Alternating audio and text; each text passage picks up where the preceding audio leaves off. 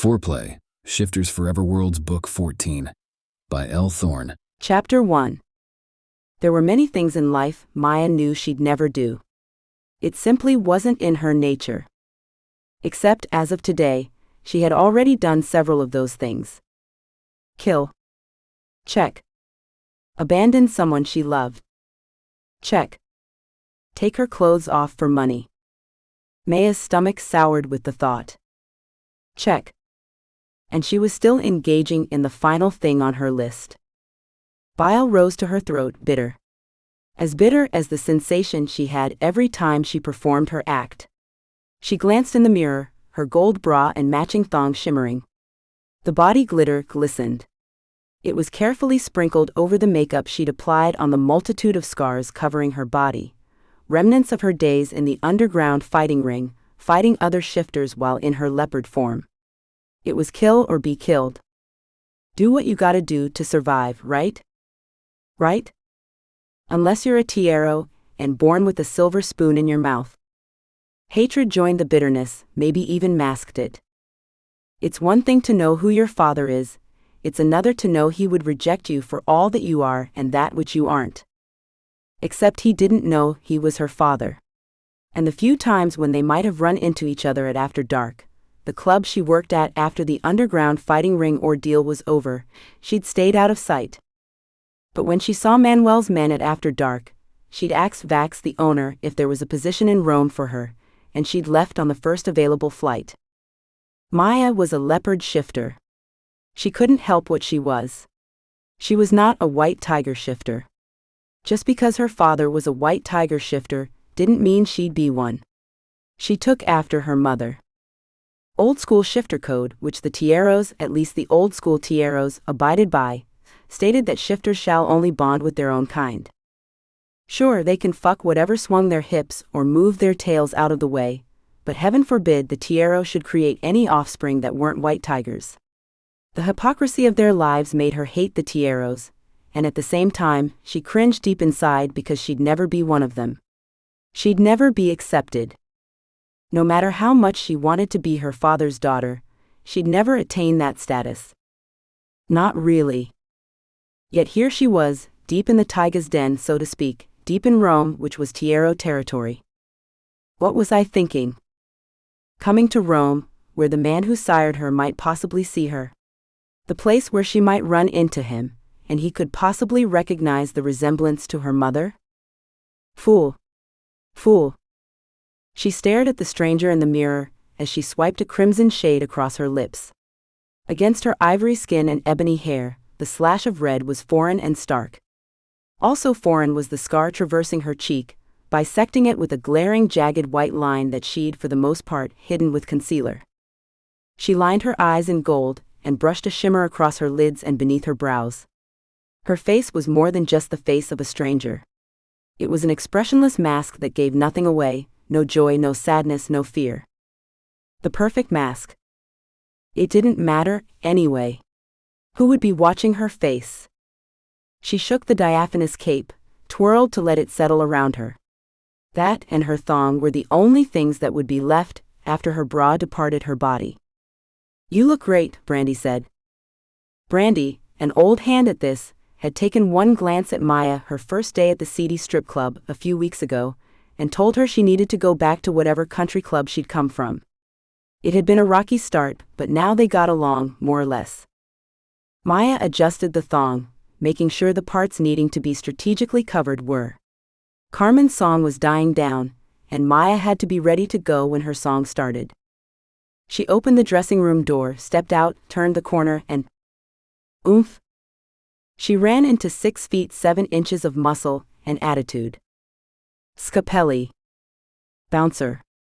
Though he liked to call himself assistant manager. He steadied her with one ham-like hand while looking around her and yelling, Brandy. You're up next. Let's go. I'm up next, Maia countered, not that she was anxious to get naked on a stage in front of a bunch of pervs. You have a special engagement. A smirk made creases in his fugly face. He reached a thick finger out, tracing the hem of her bra, then crossed the boundary of the fabric and flicked her nipple. Maia flinched before she could stop herself.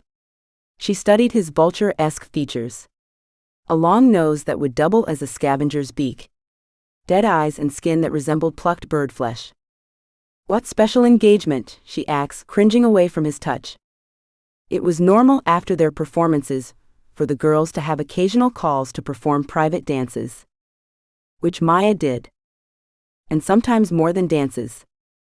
Which Maia did not do. But a private dance before the act? That was unheard of because most of the patrons were first-timers, foreigners mainly, often American. "Who is it?" "As if I know every horny dick that comes in the place." He grabbed his crotch for emphasis, wrapping fingers around the hardness, making sure she noticed. His thick Italian accent made the word dick sound like deek. He scoffed. "You were requested. You will." He glanced up and to the right, as if scouring for the right word. "You will comply." "I don't do private dances." Untrue. She did do private dances, but she said that every time because she didn't want to do the private dances. At least, her private dances didn't end up with Maia on her knees with a cock in her mouth or on all fours while splayed wide with some asshole drilling her. However, her dances did end up in one of the same little rooms as the others. Ones that have curtains separating them from the others, without even the dignity of a door or walls. His smile was predatory. "Room 4. She sneered at the word room but bit her tongue this time. Usually, her filter was off and she would scoff at him for calling the curtained space of real estate a room. She turned to go, jumping forward and lurching when his thick hand smacked her ass. Maia made haste toward room 4, not because she was anxious to go in, but because she wanted to be away from Scapelli. Who the hell could it be? Her mind traveled over the ones she'd gone into the private rooms with, but they were a blur. She didn't remember their faces, and she sure as hell didn't know their names. She opened the curtain, a phony but toothy smile plastered on her face, and stepped into the room, then slid the dingy thick fabric back into place, sealing off the room from prying eyes. His back was to her. The pole and miniature stage was in front of him. Short dark hair, and even from behind it was clear this man, dressed in all black, was pure muscle. All muscle and power. She inhaled a long deep breath, allowing it to sit in her senses. In spite of the smoke and sweat and sex smells in Ladonna's, she picked up his scent, forest and musk mixed with man. And one more thing. Shifter. Shifter. No one here knew she was a shifter.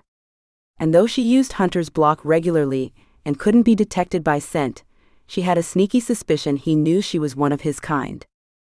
She stepped back because the only reason a shifter would be here was to take her home. Home. She bit back the self-deprecating laughter rampaging in my mind at the thought Manuel's mansion could be called home. Maia would slip out. She would leave, escape this shifter. She slowly turned around on filthy tiled floors that had not seen a mop since the building had become Ladonna's. Snap. Fingers wrapped around her wrist with the sureness of an iron band. She gasped and jerked on her hand. "Let me go," she hissed. "Easy." His voice was low. Her eyes didn't need any time to adjust to the dimness of the room. One of the perks of being a shifter, seeing damned well in poor lighting. He wore a black shirt, buttoned up, formal, but no business suit for him. She couldn't imagine him in one. Ink peeked out of the sleeves, and a sliver of ink was barely hidden by his collar. The black shirt was form-fitting, highlighting a broad chest and flat abs. His pants fit like a second skin, clinging to muscular legs that weren't strangers to exercise. The man was pure sexiness. She inhaled deeply again. She picked up the scent of his shifter animal. Black Panther. "Where are you going, Dulce?" Dulce. Sweet. Her stage name. Her Italian was far from good, but she knew the Spanish word for sweet, so when they'd asked her what her stage name was, that was the word she'd used and that was the one they gave her. She swallowed the lump of fear. "I think you have the wrong person." The words came out with difficulty. She pushed the curtain aside, ready to leave. Except she saw Scapelli waiting nearby, watching the rooms. When he noticed her, a frown appeared on his face, though his eyes remained dead-looking and expressionless. She drew the curtain closed quickly. No, Mia Bella. The man tugged her wrist, pulling her away from the curtain. You're the exact one I came to see. See? You dance? Right? And other things? It shouldn't have happened. It shouldn't have. She cursed her leopard for her reaction because when he said the words, and other things, a tightening happened in her core, a reaction that belied her fear. Franco tried to peel his eyes off the woman in front of him. He tried to measure her, without letting an iota of all the things he was feeling to be put on display. Full-hipped, full-breasted, with a waist that tapered in, she was a vision in a thong and gold bra. He was here for a job, not to ogle her. No matter how many times he told himself this, the panther in his head roared in response. He'd kept a close eye on her for days now, entering Ladonna's, leaving just before dawn, dark circles under her eyes. He'd even watched her dance. That was the hardest of all, watching her dance, putting that body on display for random strangers who couldn't possibly appreciate the woman inside of that body. It had almost killed him when he'd seen her go into the little curtained rooms with clients. He'd considered homicide in those moments, and the only thing that deterred him was the fact he knew she didn't do anything in the rooms. He'd paid Scapelli a hefty amount to let him watch her covertly. She'd been a good girl in the private rooms. As good a girl as a stripper could be. She'd stripped down to her thong, left that on thankfully, then she danced, shaking her full tits into the face of whomever had paid for her time in the little room. Franco had seen her dance in here more than once. He couldn't do it anymore. He knew he'd kill the next man who wanted to see her privately. This is a fine way to not do the job I was sent here to do. Fuck the job. He'd get to that later. Now he had to get this woman away from the creepers before one of them pushed too hard to get more from her. A blowjob or some sex. Then he'd have to kill the motherfucker. And find a way to get her out of here without arousing suspicion. So Franco decided he'd hire her for a private dance, and circumvent any other men trying to usurp her time by hiring her before she went on stage.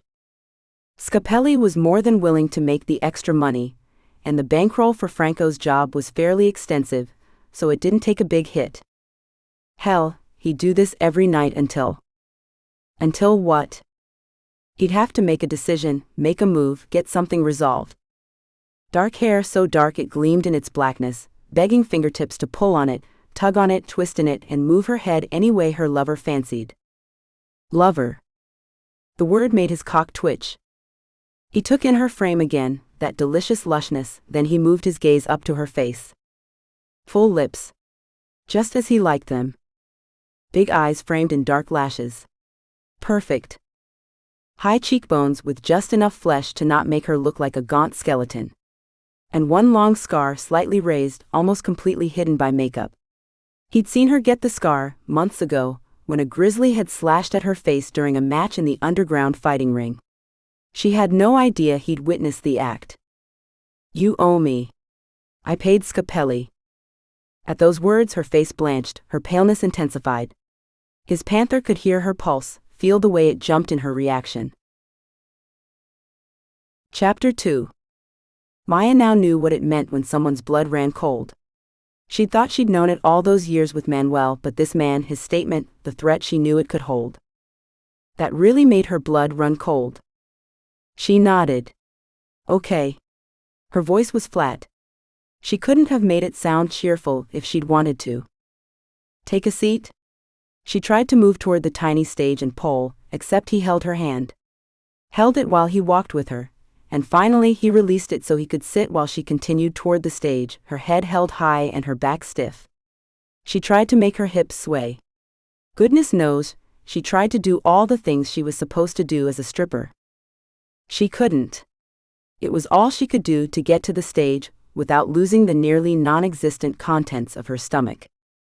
She turned slowly, facing the man, then took the time to really study the face attached to the predator who was here for her. Black eyes. Black as sin. Black as charcoal. Equally black hair. A complexion that was a mix between olive and tan.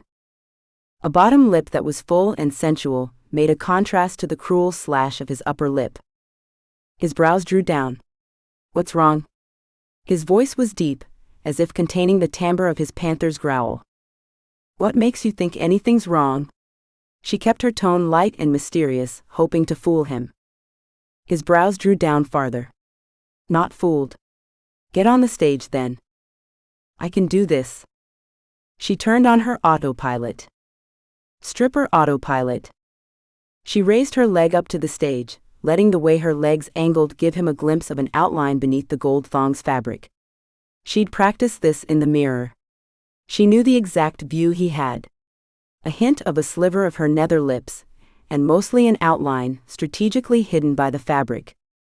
No longer frowning, he raised one brow. She couldn't tell if he raised it from interest or because he knew exactly what she was up to. She didn't want to guess that one. She raised the other leg to the stage, then reached for the pole. One more talk to psyche herself into faking. Come on. You can do this, Dulce. Just don't look at him and move to the music. Sure, she could do it. Stripper autopilot re-engaged.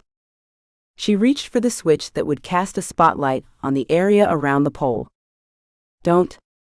The word was clipped. She glanced at him, her finger poised over the switch, a question in her eyes. I don't need it. Of course he didn't. He was a shifter. Shifter vision was that damned good. She pulled her hand away.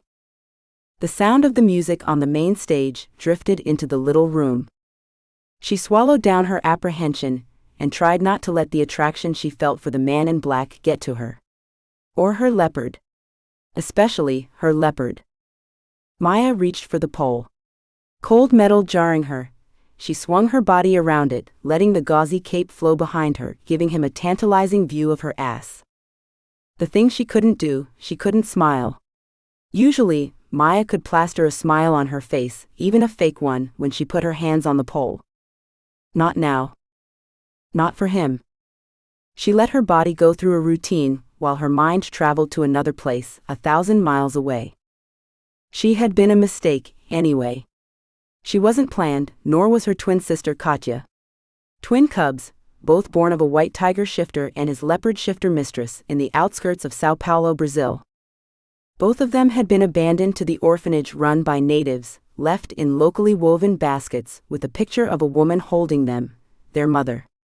She knew that was her mother because she saw the picture every day, and she'd grown up to look just like that woman who held the twins with a sad smile on her face. The natives who found them believed they were local jaguars who'd been reincarnated. That they were half goddesses, half leopards. Katya and Maia. Twins. Abandoned shortly after birth, worshipped by the locals until a drug lord came into the area. A damned drug lord named Manuel, who took a fancy to her and Katya and removed them from the orphanage at the age of 15, bringing them to live with him. Maia pushed her memories away. In the background, the music had faded to another song while she finished on the pole and glanced at the man in black. He watched her without even the slightest hint of interest. It felt as if, as far as he was concerned, he could have been watching the most boring movie. Normally at this point, she'd work the tiny stage, have a drooling client right there up front with tips in hand, trying to catch a sneaky feel while he tucked bills into her bra and thong. Not this man, he was still in the chair, sprawled out, still watching, unmoving. She chanced a glance at his pants. No sign that would indicate he was remotely interested. Plenty of bulge, none of it hard or defined. She averted her gaze from his pants, but made the mistake of looking into his eyes. Amusement shone in the black, piercing gaze. The next song was a slow, sensuous one.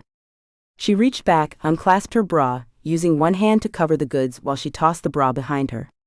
The act she usually put on, one where she pretended she was shy and coyly moved her hands away, as if a virgin being coaxed, wasn't an act this time. She didn't want to bare her breasts to him. She didn't want him to see the hard peaks, and to maybe surmise it had something to do with him. She wanted to blame it on the temperature. But she couldn't. She was aroused, and wasn't even sure if it was the man or the circumstances. She found herself wishing she knew his name, wishing she knew what he was like as a little boy. Maia shook her head to drive the weakness away. I have no business getting mixed up with a man. Not any man. Especially not a man who may have been sent here by Manuel. She cupped her breasts, making a hand bra, concealing the creamy mounds from him and at the same time trying to conceal so much more. She was confused at his lack of interest. But then again, she was sure he wasn't here for the show, he was here for her. And not in a good way. Anger flared in her for the way he was making her go through this act, when he was probably going to snatch her and take her back to Manuel. So why the cat and mouse? Why be the cheetah that toys with the little antelope on the plains in Africa? Anger turned to fury, and her dancing became choppy. She missed beats, didn't give a shit. Her helplessness aided her. Anger and desperation, and an overall who gives a shit mentality drove her actions. Maia let her hands fall from her breasts, uncaring that he would see them, no longer fueled by any sort of twisted desire she didn't understand.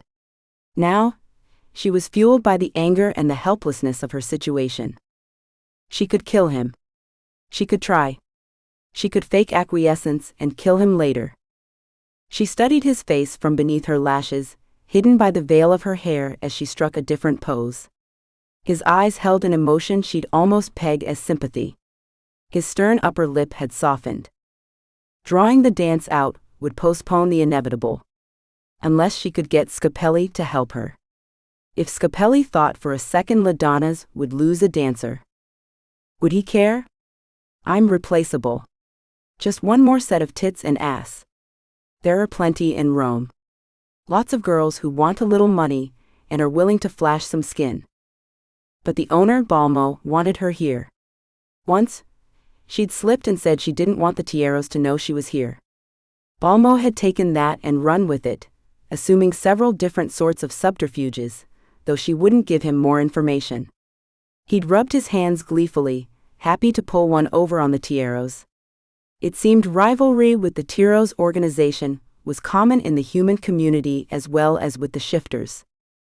The one time she'd threatened to leave, Balmo told her he'd tell the Tieros where to find her. That was something she couldn't have. She was stuck. Maia pushed the thought away and continued dancing, and raising her head looked him square in the face, defiant and deliberate. His eyes locked with hers, not dropping to ogle her breasts, not noting the way they bounced with each step. Maia faltered, her feet doing something they never ever did. They tripped and tangled with each other. Her heels locked like pieces of a puzzle for a second before she jerked them loose. She swayed and pitched to the side, hand reaching out to grab the pole to keep from catapulting off the stage and landing in an embarrassed heap at his feet. Before she could touch the cold, hard metal of the pole, she found herself being held in arms that were equally hard but the complete opposite of cold. His body emanated a heat that encompassed her, surrounding her like a blanket on a frosty day. He held her tight to him, her naked breasts pressed against his body. Her nipples taut against the fabric of his shirt, her body fully aware of the hardness of his muscular physique. One hand was on her back, just above her ass, while the other was on her shoulder, steadying her. The energy between them was electric. Maia couldn't breathe. She couldn't make her body function. Her lungs burned from the trapped air. Tiny spots appeared before her eyes, reminiscent of a disco ball. The lights began to spin. His touch. Heart-stopping. Breath-stopping. His lips were moving, but she couldn't process what he was saying. Fear, anger, and lust merged and intertwined in Maia. She closed her eyes, seeking to clear her mind, to exorcise his effect. Unexpected. That was the first thought that crossed Franco's mind. His body's reaction to touching hers was unexpected. He knew it had been the same for her. He heard and felt it in her pulse. It had never been this strong before, with any other woman. His panther was practically purring at the sensation of those full breasts, nipples hard as pebbles poking against his chest. The fullness crushed to him. Sexy women didn't move Franco, not easily. He didn't find much thrill in the conquest of women, simply for the sake of getting in their panties. His cousin and friends often found amusement in the notion that, while they were spending their evenings courting ladies, Franco was the one who didn't. He'd always been impervious to women. Until now. And tell her. What do you want from me? Her voice was a low, tortured whisper. All of you. He couldn't tell her that. This performance. A shudder washed over her, making her body shake against his. There was a long pause. She was motionless, except for the occasional struggling breath. Her pulse had joined with his and become one, as if beating in the same body. She moved slightly, not out of his arms, just a tiny readjustment. Sit. Her voice had changed. It was resolute, as if she'd made a decision. He released her, jumping off the stage quickly while his panther protested the parting. Franco took his seat. She followed him off the stage, only she took the stairs to the side, approaching him slowly, her glorious full breasts swaying. She stopped when she was in front of him, nipples within tongue's reach. You want a private performance. If you'll give me one. I'm paid to give you what you want. Supposedly. Those words coming from those full lips that were painted in a color he'd call sex red, made his cock throb. She lowered herself, her face angelic in a place so corrupt. The crisscrossing scars on her torso were reminders of her past. He raised his hands, wanted to push her away. To tell her she was so much more than this. More than a stripper. More than this place. His palms itched with the desire to push her off of his pants, to push her into another world. That wasn't what he did, though. Something else took over. Something far more primeval and base than he'd ever wanted to be. He took her hands in his and tugged.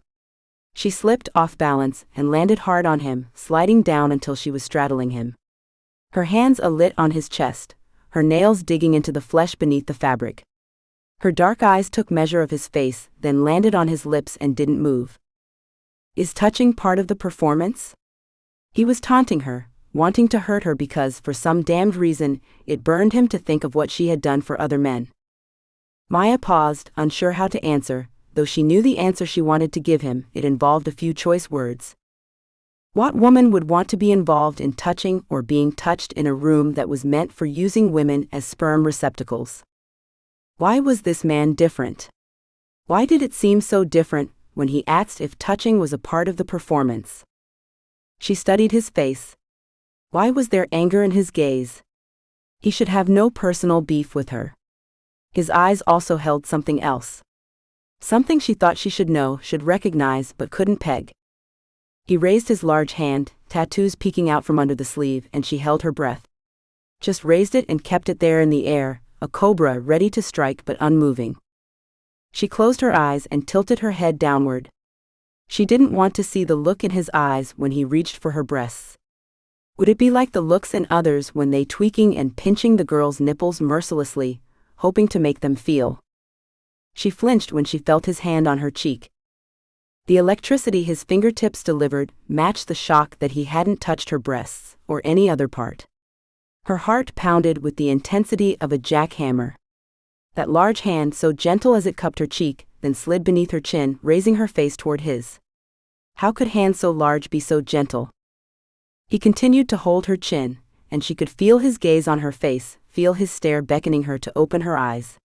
And yet he said not a word, made no demands. Finally, one word to break the silence. Dulce. Sweet. Her stage name. His featherlight touch still on her chin, she opened her eyes slowly. Dulce. He said it again. He said it, as if it was a caress.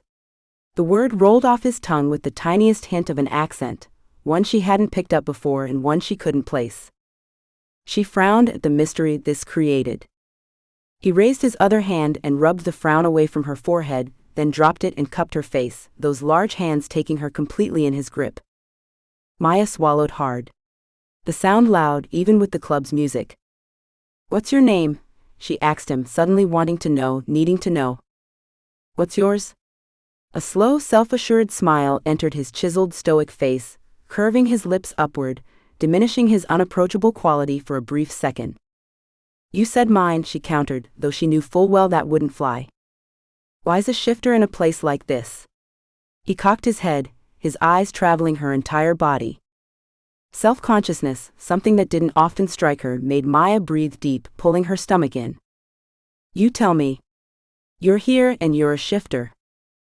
The amused look fled his face, chased off by a forbidding one. I'm not stripping for strangers. His next words were whispered so low that only another shifter standing in the same room could have heard them.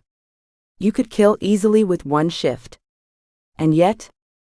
He didn't finish his sentence, he didn't have to. Shame heated her face, and she was sure it colored it as well. She knew what he was going to say, and yet she put up with shit. You've never had to do something you didn't want to do. He clenched his jaw, lowered his hands from her cheeks, tracing the contours of her jaw, neck, shoulders, then dropping lower. She held her breath. Was he going to? She didn't need to hold it for long. His hands traveled across her breasts, his fingertips brushing the rosy tips, leaving them pebbling and buzzing in their wake. He cupped the lower half of her breasts, lifted as if weighing them, and then swiveled his hands until his thumbs were on her nipples, brushing across them over and over again. She wanted not to feel. She wanted not to let his touch affect her. She wanted a lot of things. None of them seemed to matter to her body or her leopard, for both were reacting to the man and his panther. Do your job, she cautioned herself. Just do the job, and then do what you can to get away. Her thought process stopped there. His hands had stilled and his eyes were reading her expressions. She washed the emotions from her face and made a fake front of pleasure, putting on a wicked half-smile she'd practiced in the mirror repeatedly. His legs were solid beneath her ass. His chest equally so in front of her. It wasn't lost on her that she was sitting on his lap, topless, with only a thong. Except he still focused his gaze on her eyes. Even while he touched her breasts and teased her nipples mercilessly, his eyes never left hers. Back to stripper autopilot, damn it. What's your pleasure? She asked him, keeping her voice light. A slight smirk made a short appearance, a sign he was aware she was trying to go into business mode. Your name, Dulce. Your real name, he replied in that deep gravelly voice stemming from his panther. She bit her bottom lip, worrying it. That's not on the menu. What is? You know. Maia waved her arms about, indicating their surroundings, as if that should completely answer the question as to what was on the menu. Let's start with your pussy. Her reaction was instant. The words, the tone, the man, holy hell. Instant flood. And yet, a part of her wanted to rail at him for treating her like an object. Yes, even though she repeatedly reminded him she was exactly that. He lowered his hand, fingertips traveled slowly down her stomach until he'd reached her thong. He tugged on it gently, pulling it away from her body a little, then letting it snap back. The effect made her clit buzz, even though she tried her damnedest to turn that part of her body off. Twice he pulled and twice he snapped. Then he traced the outline of her folds over the fabric, letting the material add a layer of sexiness that heightened her desire. Maia's heartbeat pounded heavily in her head, only drowned out by the occasional sound her leopard made. Her breath was frozen, locked away inside lungs that refused to function. Her legs felt as though they'd turned to jelly. She wanted to run, but she didn't.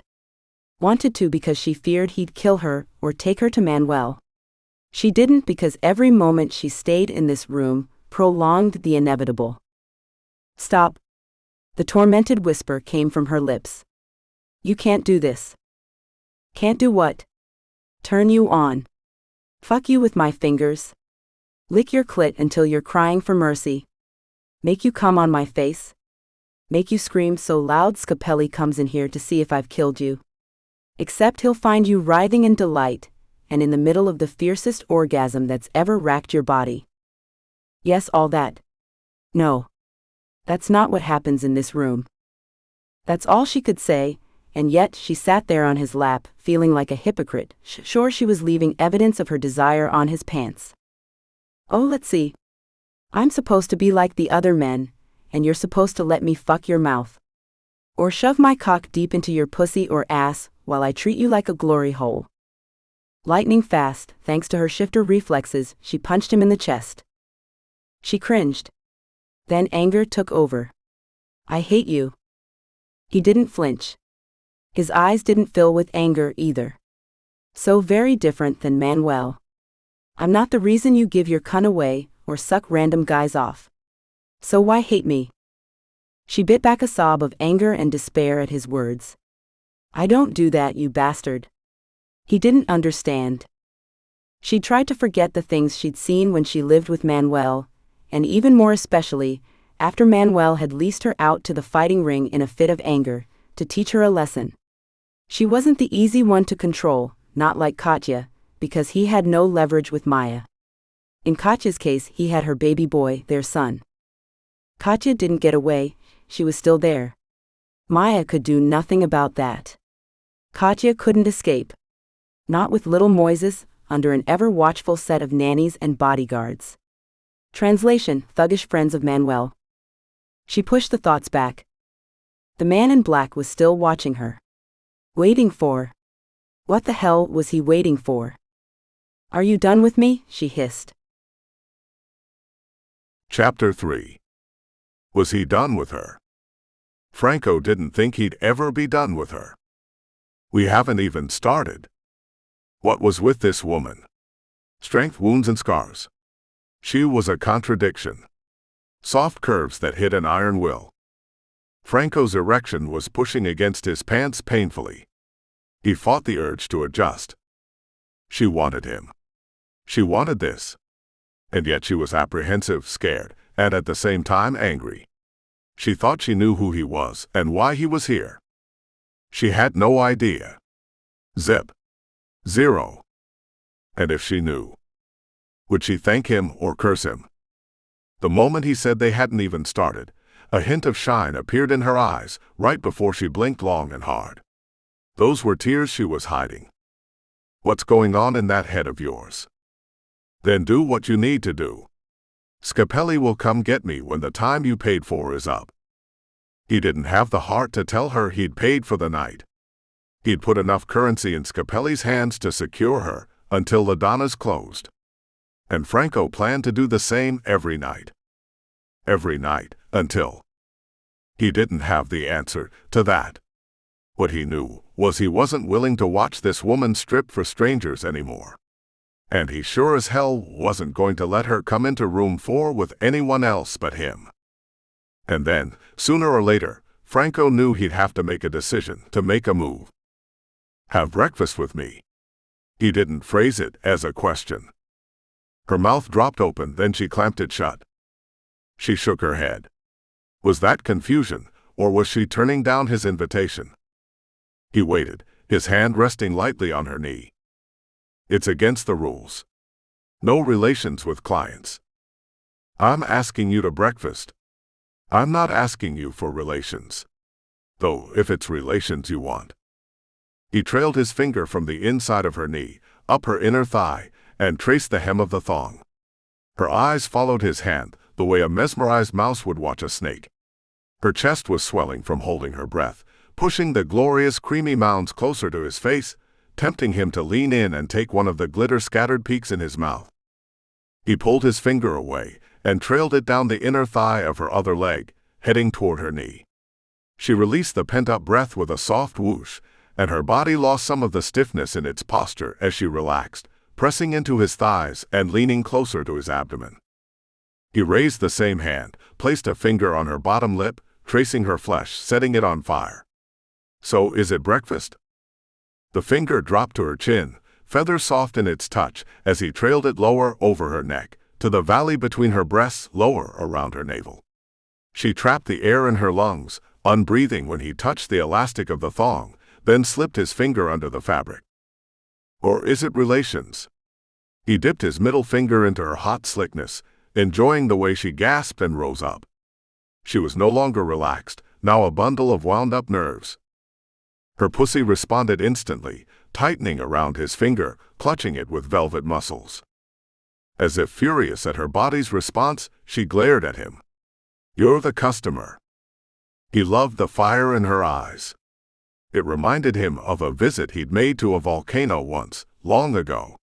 Staring into the heated abyss, knowing he was close to danger, that at any moment he could have his life snuffed out during an eruption. His cousins had screamed at him from below to come down, cursed at him for his foolhardy actions. Franco had laughed and turned back toward the deep crater and stared at it, defying death. When their excursion was over, and they were driving away in a rented four-wheeler well past the danger zone, Franco had glanced behind him just in time to see the volcano's eruption. He'd never felt so alive. "You're fucked up," his cousins had said. This woman made him feel the same way. So very alive. They're right. I'm very fucked up. And yet, he knew she was equally fucked up. Both for different reasons, both in different ways. His finger was still buried deep inside her. Her muscles were still clenched tight. Suddenly, her anger and her hostility fueled his passion. He wanted to hurt her, the way watching her strip ate at him. He clenched his jaw tight, then released it. "You're right, I am the customer. I call the shots. Ride my finger." Maia shot him a dirty look. Unbelievable. Autopilot time. She'd known about autopilot long before she was a stripper. Manuel taught her how to push her mind far away from her body while things were being done to her that used to make tears erupt. Slowly, to the beat of the music, she swayed on him, raising her body, then lowering it. Raising, lowering twice, 3 times. The next time, he added another finger. She bit on her lip to fight the gasp at the wider intrusion, at the hint of pleasure, the bite of shock. There was something about this man in black that pulled at her. Pulled at her, even though she knew he was the enemy. Pulled at her, even though she wondered if it would come down to one of them having to die. Her leopard made a sound that almost sounded like pleasure in Maia's head. Maia pushed her back, ignoring her. "I should be happy, he's not asking me to suck his dick." Sucking his cock would be filthier, but at the same time, it would put her in complete control. With this act, a tremor of delight rushed over her body. With this, he had control. She was relegated to extracting pleasure. Would this end when she came? Would she be able to? She rocked her hips, driving his fingers deeper, relishing the way each motion she made had him touching a different wall deep within. His face was impassive. He didn't move his fingers, just let her do the work. Surely he can't get me off. Surely not. Inside, at the depths of her core, a ripple of pleasure belied her thoughts. Another ripple. "Why," she panted, "are you?" Another pant, "doing this to me. You don't enjoy it?" He swiveled his hand, cupped her mound fingers still inside, and found her clit with his thumb, making firm circles. The air rushed out of her lungs. Oh, God. No. She wanted to add the words, "not at all." But she couldn't open her mouth anymore, for fear of moaning. Liar. His word was a hoarse whisper of desire, merged with a growl from his panther. So, he was affected by this. Why this pleased her, she couldn't say, but it did. A wave of pure passion washed over her. She knew she was in trouble. She was going to climax on this man's hand. And she didn't even know why it mattered to him, why he was doing this, why he was here. Why? She managed the word again, barely. He raised a brow. "I want to finger this sweet pussy until you come undone all over me." She couldn't control the moan that left her lips with his words. That isn't an answer. But she couldn't speak her thought. Answer or not, if she tried to talk now, if she opened her mouth, she was afraid the only thing that would come out was a scream of pleasure.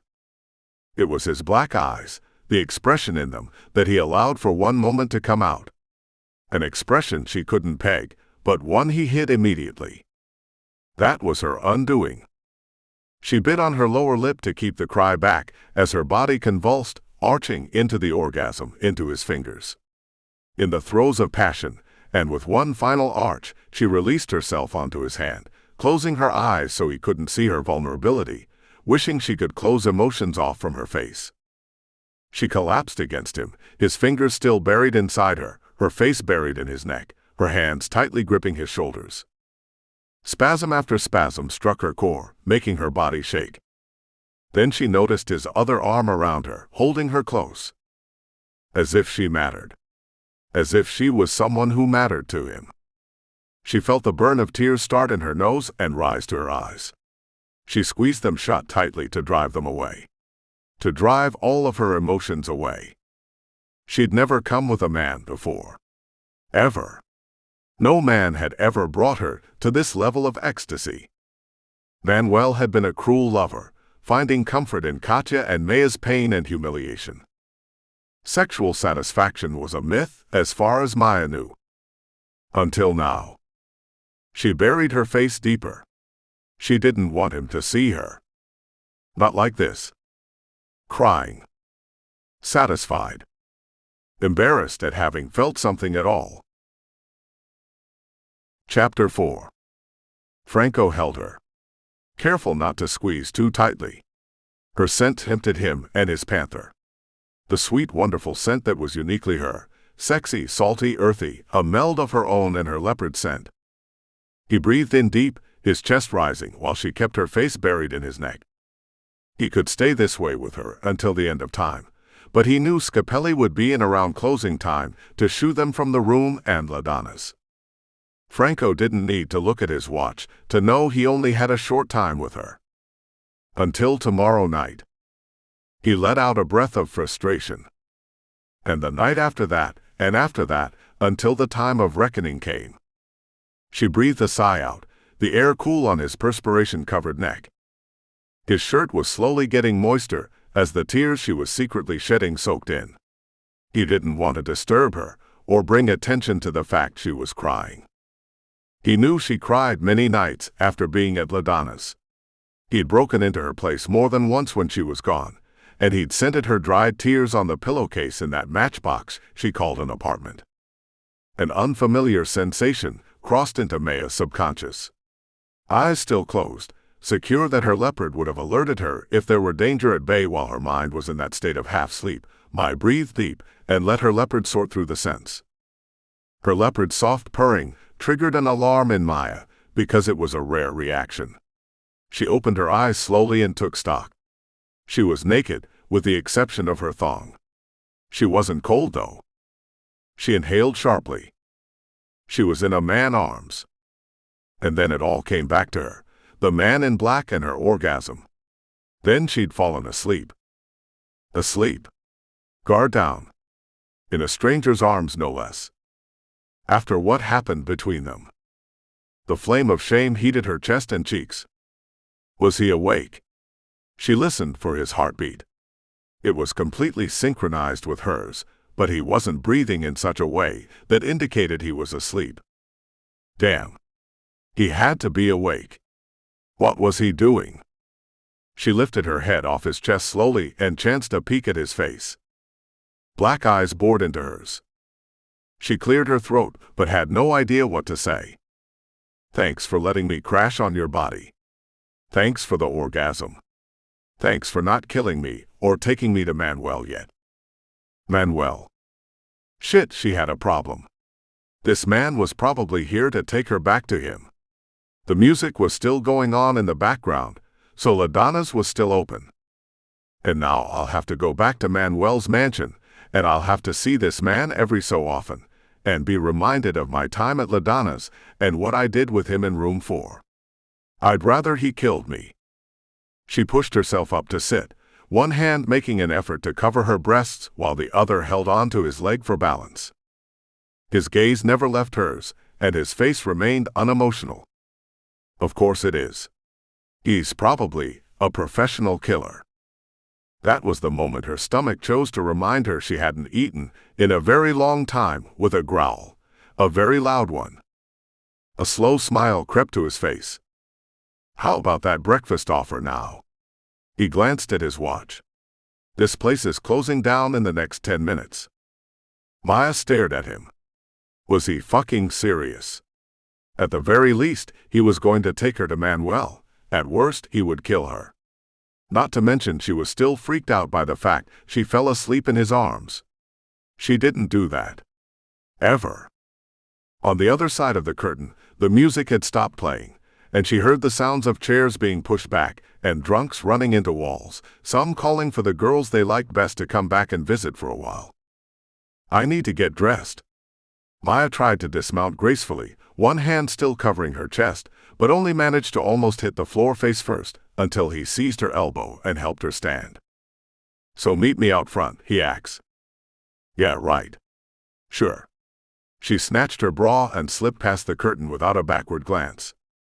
Maia entered the dressing room and threw on some clothes, then ran out the side door, thankful the emergency exit alarm wasn't functional. As soon as she was in the back alley, she ran, staying in the shadows. She caught herself heading toward her apartment when she realized she'd probably be walking into a trap. If he knew where she worked, he probably knew where she lived. Damn. Damn. Damn. She had a little bit of cash on her, but the bulk of it was hidden in her place. Now what fool, she asked herself, wondering why she didn't have a contingency plan. At least the disposable phone she had couldn't be traced. She stopped running but kept walking. It was almost dawn. What made that man think she'd go to breakfast with him? She shook her head. I need a plan. She needed to get the hell out of Rome. The trains would start running soon, and she'd take one to another city. Milan, perhaps. Genoa, maybe. She'd need to find a better way to make money. Next time she applied for a job, she wouldn't be so naive as to mention the Tieros. Mentioning it to Balmo had only given him a way to blackmail her and keep her at the club. What kind of skills did she have anyway? Raised in an orphanage, concubine to a drug lord. I'm fucked. She sighed. The sun released its beauty on the city of Rome, bathing old buildings in a golden glow with a pinkish hue. Maia walked on and on. She could have gotten a taxi, but didn't want to spend the money. Who knew how long it would be before she could get to her little stash of cash? She made it to the Roma Termini station, eyes wary, scanning constantly, but there was no one there who seemed suspicious. She studied the options. The slower trains would save a few euros. Maia bought her ticket to Milan and waited in a seat in the corner. A man walked by. She did a double take. He looked so much like Rafe.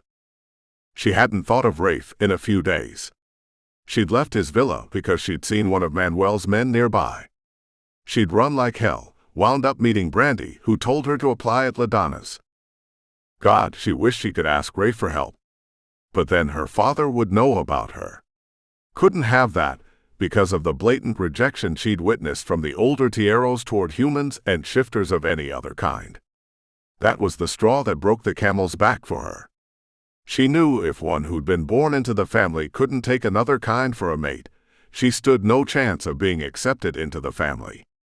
She'd felt like a fool for thinking she could be accepted. She should have gone back to. Where? She couldn't go to Manuel. She couldn't go anywhere in Brazil without him finding her. The face of the man in black flashed through her mind. Where the fuck did that come from?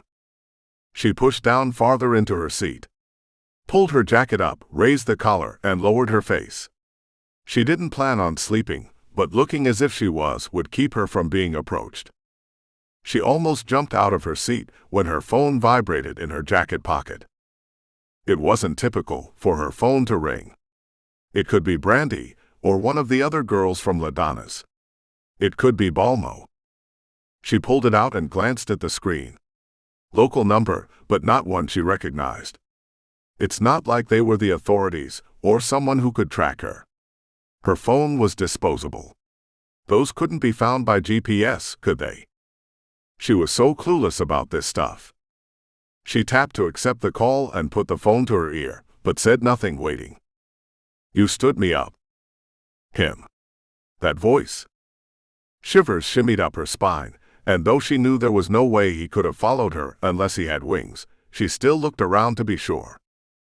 I didn't like what was on the menu. She released the smartass comment before she could stop herself. You seemed to enjoy what was on the menu a couple of hours earlier. Flames rose in her cheeks even though she was essentially alone, despite many people milling about, minding their own business, heading to or from one train or another. What do you want? She kept her voice from showing her fear. She hoped. You. Franco had always wanted her, since the first time he'd seen her at that bastard Manuel's home. He'd watched her from his spot, tucked into a crevice and behind a group of tourists. She was such a fierce feline, that one. Staying so long to protect her sister and nephew, until Manuel had sent her off to the underground fighting ring. She bore the scars from that now. She didn't act self-conscious about them, as some women might. Her body had been artfully covered in makeup, but he'd seen her in the ring. In the ring, where fought for her life. Where she wore no makeup to cover the battle scars. He'd been powerless to help her then, with so many shifters around. He'd watched the curvy beauty take on other shifters in a cage, in matches that were only permitted to end in death. As the crowd cheered in their seats at the underground fighting ring, Maia stood the victor above her dead opponents, shedding tears after each win. Bitter tears that had not hidden the glares she'd sent in the direction of the fight organizers. He'd just come up with a plan to spring her from the fight organizers' clutches when the Tieros had gotten involved and pulled her out. Then she'd been stashed away in Tiero Towers, working at After Dark until she'd left for Rome. He'd gone into After Dark. He'd sat in Lila Station and watched Maia the whole night, night after night. He'd blended into the shadows, always watching. He'd seen Manuel's men at the same time she did at After Dark. She'd left then and been cloistered in the Tiero villa, never coming out. Then once again, Manuel's men appeared. Poof! Once again she'd vanished. Franco hadn't expected her to be at Ladana's, and he never understood why she stayed. All he could come up with was the owner had something on her. Why did you run? What the hell do you want from me? Her voice was irritated, and her body posture had straightened, spine stiff. Answers. Make it a fair trade then. I'll answer yours. You answer mine. I don't know even your name. You really want to? I'd like to know the name of the man. She ran a hand over her forehead, then back into her hair, dropping her head forward as if in defeat. The man who's going to kill me. What makes you think I'm going to kill you? You haven't answered my question, she stated. Your name. He wasn't ready to give her that. He looked at the ticket in his hand. There'd be plenty of time later, in Milan. She couldn't run forever. Not on the limited funds she probably had on her. He'd found her stash last night before he'd gone to the club. He knew she didn't have that on her, since she'd gone straight to the station from Ladana's. She really knew very little about being on the run or staying hidden. It was a miracle Manuel hadn't found her. Yet. Franco's panther growled in his mind. He tried to nudge Maia's leopard. Good luck with that, Franco told his panther. That woman's a hard nut to crack. If you don't tell me your name. Maia's voice carried a warning over the phone line. He disconnected the call. Chapter 5. Maia stared at the screen in disbelief. He hung up. She pressed redial. Why the hell did I call him back? What am I going to say when he picks up? She was saved from answering that when the call dropped straight into a message that said the phone wasn't set up for voicemail. Either he'd rejected the call or had powered the phone off. She gritted her teeth. Both of those options made her fume. Wait. How'd he get my number? He'd probably bribed Scapelli or one of the girls. An announcement alerted her.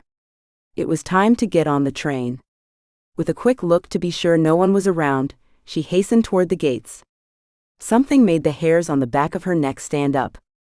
She chanced another quick surveilling scan. Nothing. Yet something was making her leopard antsy. Maia paused to reflect on it, not bringing her leopard into her most inner thoughts.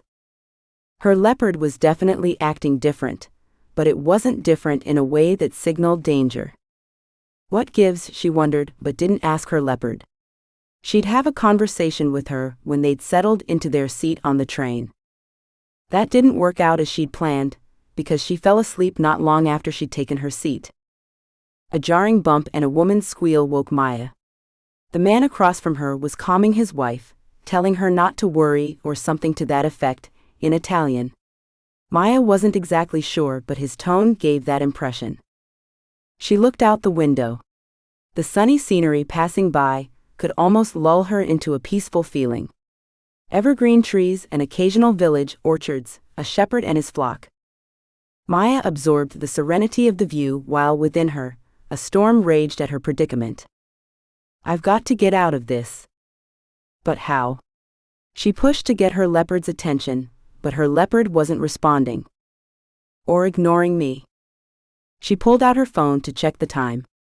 The slow train was supposed to take somewhere between 5 and 6 hours. She'd been on for over 2. Her phone vibrated in her hands.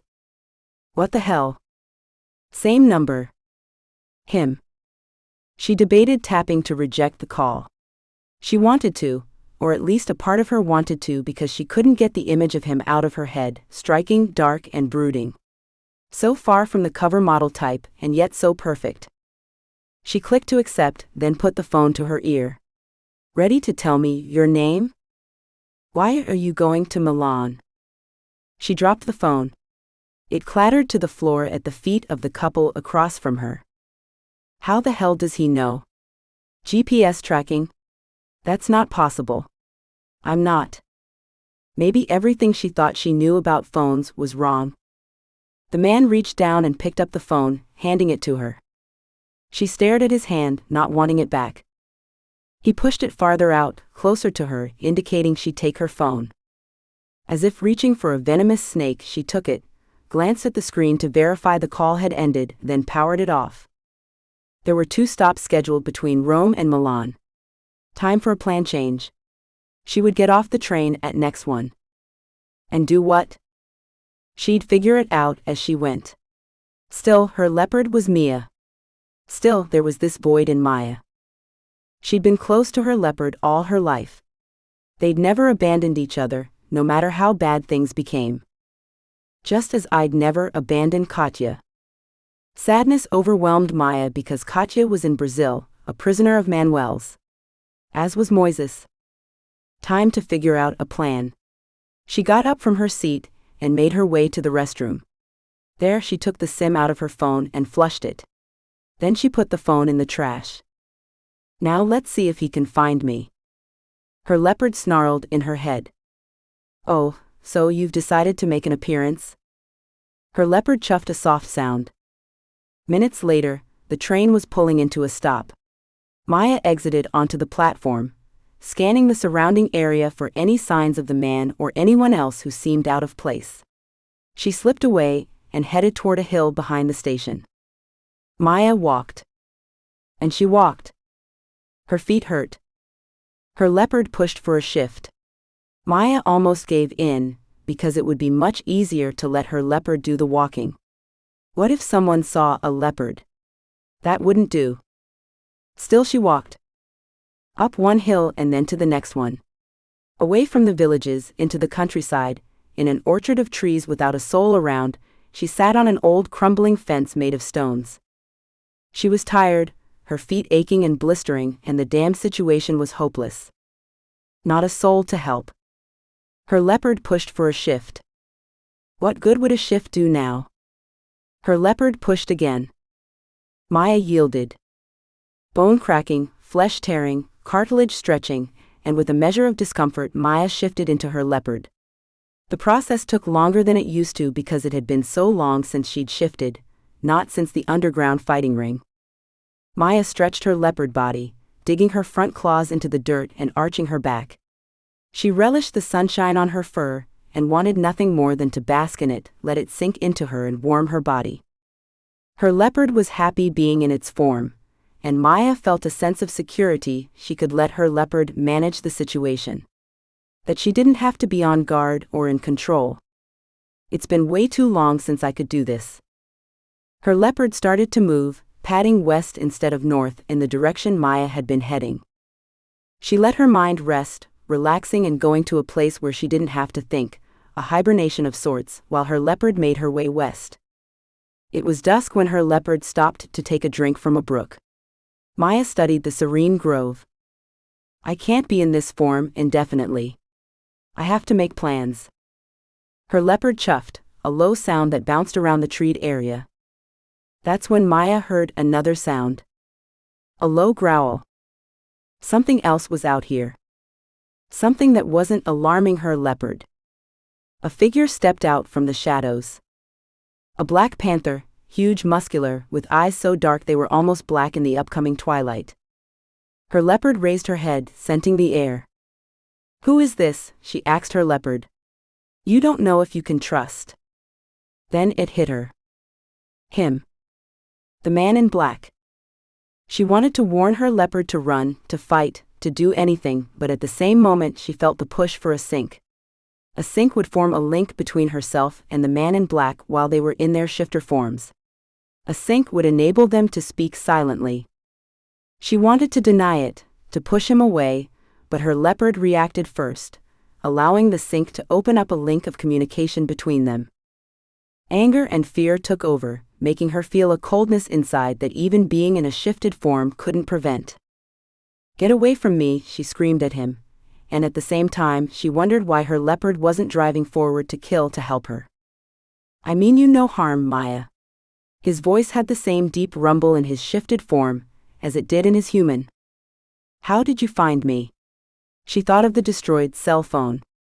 He shouldn't have been able to know where she was, especially since she got off the train and headed west. A suspicion grew in Maia, so remote, so unlikely she pushed it back.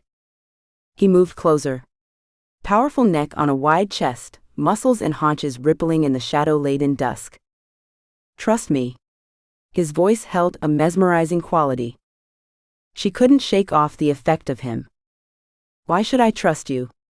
She urged her leopard to back up, to leap to a tree, to run away. Her leopard didn't move. With every step, his muscles were undulating, proclaiming his power. "I'd never hurt you. I could have killed you at the club if I'd wanted, while you slept in my arms." But he hadn't. Why had he kept her alive? "Manuel's days of tormenting you are over, Maia. If you'll only let me help you." "Why should I believe you?" She cursed at her leopard for not moving away. 2 more steps and he was next to her. Larger than her, so much larger, with glossy black fur, dark eyes, and a stature that said he was fully in charge. "Ask your leopard. She knows. She trusts." Then she realized. Her leopard had arranged to take this route because she wrestled over control with her leopard, knowing full well if she did get control and she shifted, she'd be powerless against the huge panther. "You betrayed me?" she asked her leopard. "She didn't betray you," he answered. "Get out of my mind." Maia tried to close off the communication sync, but her leopard wouldn't allow it. Frustration grew and she mentally clenched her fists. "Maia." He snarled and pounced on her, pushing her to the ground, standing over her, white teeth gleaming brighter than the moon beginning its ascent.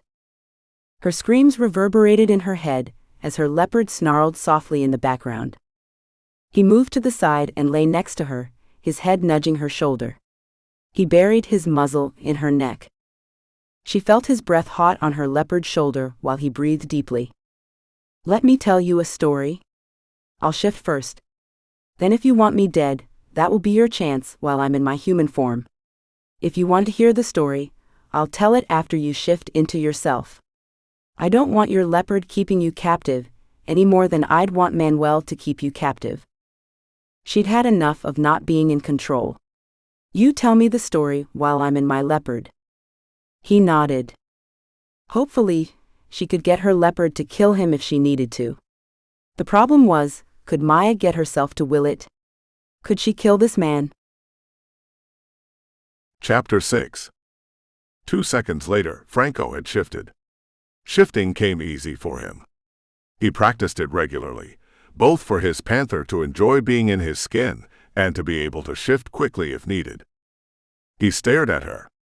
Beautiful creature, the black rosettes on tawny fur, the perfect camouflage under the canopy of trees hiding them from the outside world. If he could stay in this place forever with just her, he'd do it, but he knew Manuel was already in Italy. Manuel had found her and wanted to teach Maia a lesson. Franco watched her patiently, waiting for her to shift, hoping she would trust him. When she still hadn't, though several minutes had passed, he became resigned to the fact she wasn't ready to trust, not yet. He gazed in her dark eyes, saw a glimmer of the woman who was hiding inside. Putting one hand out, he touched her shoulder, ran his hand down luxurious fur. Reaching for her head, he cupped both sides of her leopard face and looked into it, much like he had the night before, when they'd been in such different circumstances. "Franco," he said.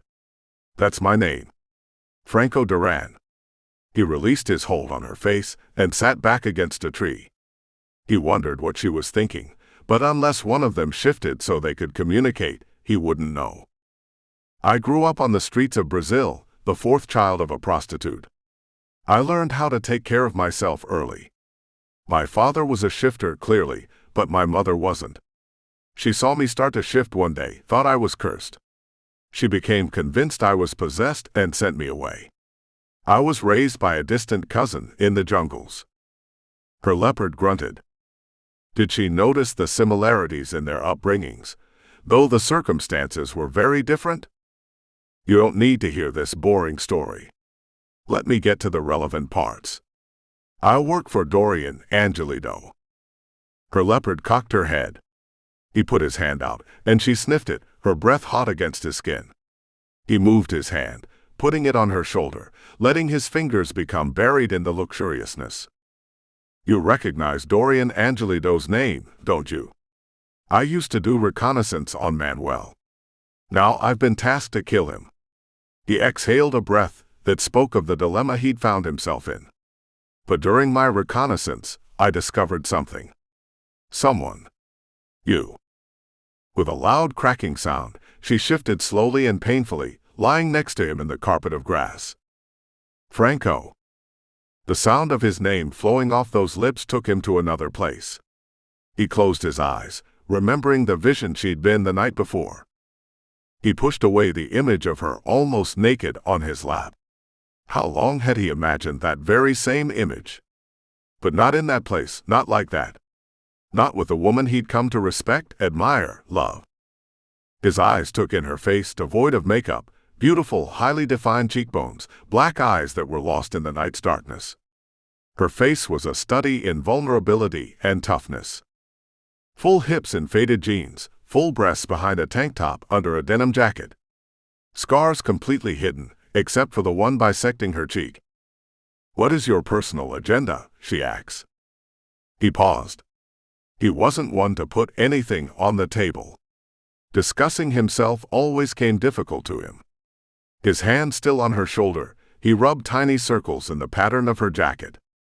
"How do you begin to tell a woman you've watched her through surveillance video for years? How do you tell her you know her better than anyone else might? That you know the color she likes, her favorite foods, whether she gets up early or not?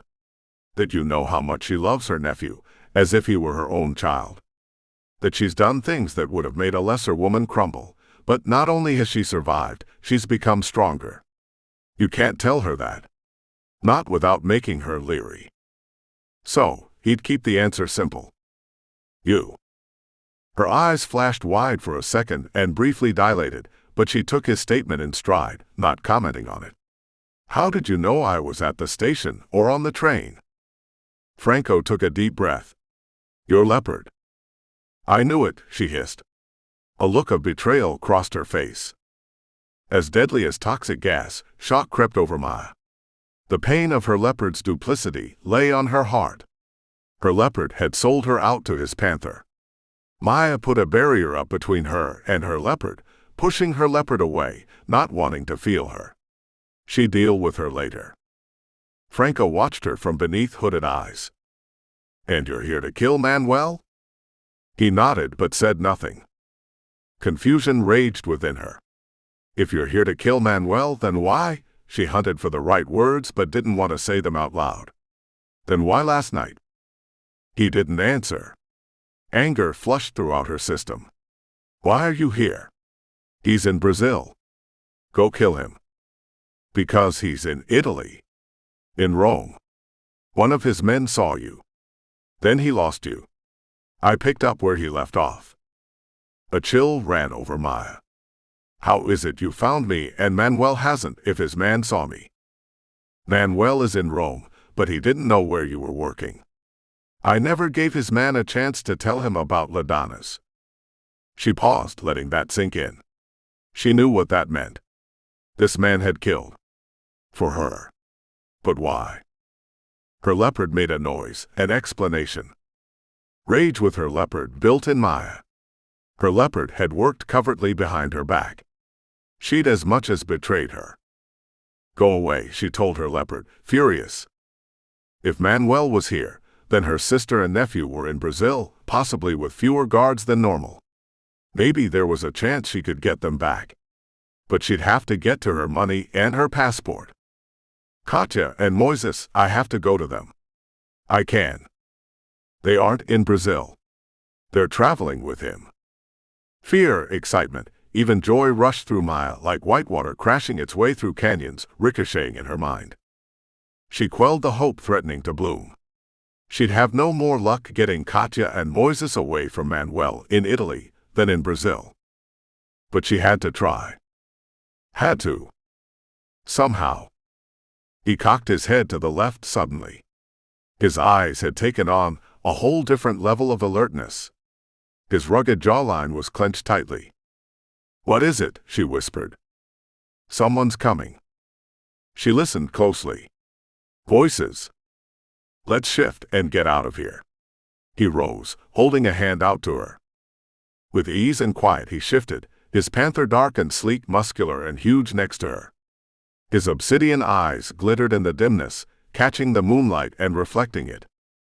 She envied him that shift. Envied the speed, the silence, and the effortlessness with which he transferred from one form to another. She should have practiced more often. She shouldn't have denied herself the luxury of shifting after escaping from the fighting ring. She'd shifted so often during that time, letting her leopard be the reason she managed to make it through her time at the underground ring. Maia beckoned for her leopard to come forward, to step into her skin. She was greeted with silence, a silence so heavy, so empty, unlike any she'd ever experienced before. It was as if there was a void inside her. I can't shift. Something's wrong. She fought to keep the fear and uncertainty from her voice. Her own words echoed in her mind. Go away. Had her leopard left? Did she vanish and abandon her forever? Was that even possible? Pain ripped through her chest, a pain so acute it stole her breath as swiftly as a kick to the diaphragm would have. This can't be happening. But it was. Her leopard had abandoned her. Franco butted her with his panther head, pushing her gently toward a tree, then he bounded away into the night. Moments later she heard a scream, then another one. A bit later he returned, striding confidently into the grove in his human skin, his black clothes blending into the shadows. A pair of lovers. They're gone. What if they come back with reinforcements? Panthers aren't exactly normal to find in this area. They'll assume you're an escaped circus animal. They never saw me. For all they know, I'm a wolf or a big dog. Just a couple of snarls, and the lovers were running off, scrambling with their clothing. She couldn't help the laugh that slipped out at the visual he'd given her. About your issue. Why couldn't you shift? I think she's abandoned me. He tilted his head to the side. She knew what he was doing. He was talking to his panther. She'd done the same thing countless times. Maia worried her lip while she waited. She didn't like the look on his face when he turned to her and said, "My panther can't reach her." Dread covered her like a suffocating blanket made of thick plastic. She couldn't breathe. She opened her mouth to speak but couldn't. All she could do was suck air in. An air thick with accusation. She knew it was his panther. Somehow, his panther was projecting his feelings into her mind. Maia clasped her head with both hands and squeezed. Tell him to stop. The words were pulled from her lungs, punctuated with gasps. Tell your panther to leave me alone.